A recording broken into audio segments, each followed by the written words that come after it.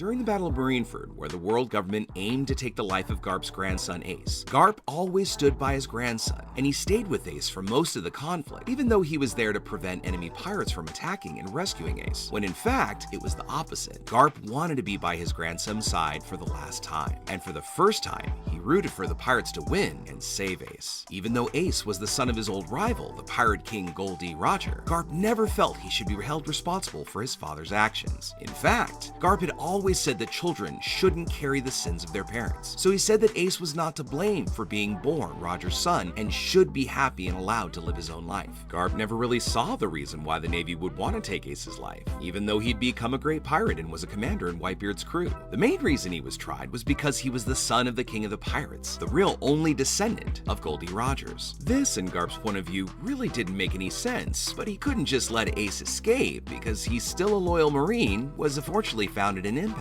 While the Marines and pirates were fighting, Garp sat next to Ace and told him that he really didn't have any sympathy for pirates. However, he did possess sympathy for his family members, demonstrating that he would do whatever was necessary to save his family. And at that moment, he didn't know what to do. He was just so focused on holding back his tears as he told Ace that he should have followed the destiny he always dreamed for the boy. He said that Ace really shouldn't have become a pirate. He said that maybe if Ace had become a Marine, there might have been a possibility that he could have gotten rid of the guilt for being the son of the Pirate King. But in the end, Ace never regretted having followed his dreams, even though in this confrontation, he was to lose his life. He said at the end, he was proud to be a pirate. When Luffy climbs onto the platform to save Ace, Garp stands up and stands in between the two to prevent this passage. Initially, Garp was determined to stop Luffy from saving him, but when looking at Luffy, he started to remember his past with his grandchildren. But he couldn't just leave the platform, so he let Luffy hit him with a punch, and this knocked Garp off the catwalk, allowing Luffy to rescue Ace. During much of the conflict going on in Marineford, Garp pretty much watched, acting only in a few solitary moments. However, when Akainu pierces Ace's chest with his lava punch, Garp's wrath awakens. Consumed by his fury, Garp headed towards Akainu to take his life, only being stopped by Sengoku, who appeared in front of him. But Garp wasn't gonna hear any of it. Garp still went ahead to fight Akainu, and Sengoku ended up having to grab Garp's head and pushes it into the ground, immobilizing his body completely. Garp, still incredibly angry, tells Sengoku to hold him, because if he ever let him go, he would take Akainu's life. Because of this event, there is a possibility that Garp